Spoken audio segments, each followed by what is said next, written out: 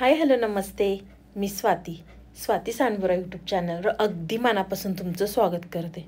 तर आज मी तुम्हाला अख्ख्या मसूरची रेसिपी दाखवणार आहे. तुम्ही जर माझ्या पद्धतीने अख्ख्या मसूरची भाजी केली तर अजिबातसुद्धा कढईमध्ये शिल्लक राहणार नाही, एवढी मस्त आणि चविष्ट मी तुम्हाला आज रेसिपी दाखवणार आहे. तर इथे मी अख्खा मसूर भिजत घालून घेतला होता. तर मला सकाळी करायचा होता म्हणून मी रात्री भिजत घातला होता.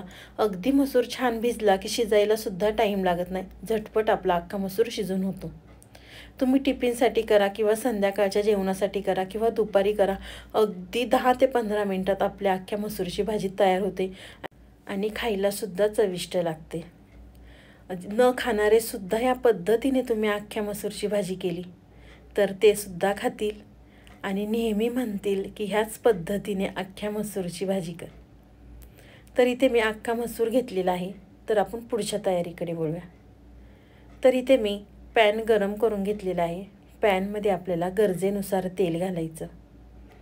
सुक्की भाजी आहे तर थोडंसं तेल जास्त घालायचं.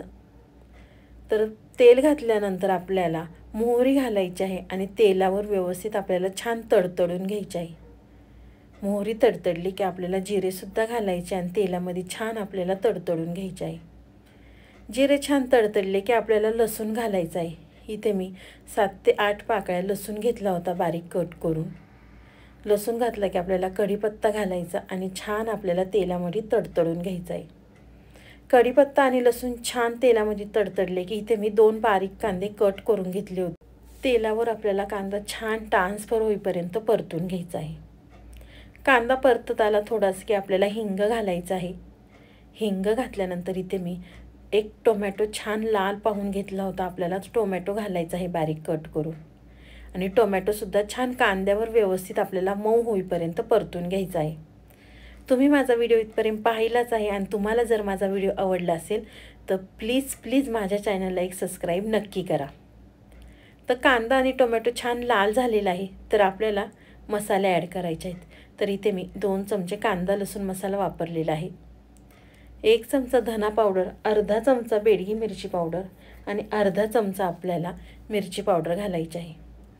अर्धा चमचा आपल्याला हळद घालायची आहे छोटा.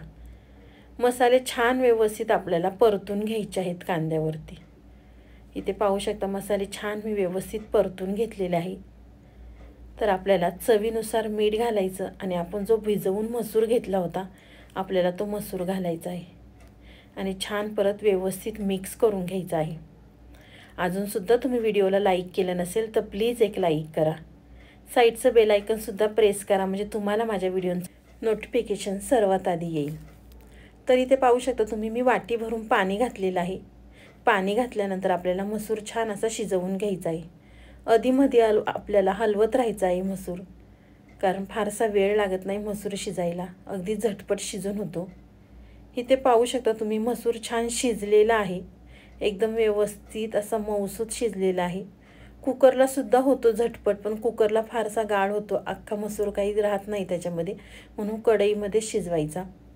तर मसूर छान शिजल्यानंतर आपल्याला भरपूर अशी कट केलेली कोथिंबीर घालायची आणि परत छान व्यवस्थित आपल्याला मिक्स करून घ्यायचं आहे. तुम्ही चपाती संग खावा किंवा भाकरी संग खावा, बाजरीच्या किंवा ज्वारीच्या. तांदळाच्या भाकरी संग तर खूप भन्नाट लागते ही भाजी. नक्की या पद्धतीने करा. तर बाय, भेटूया नेक्स्ट व्हिडिओला.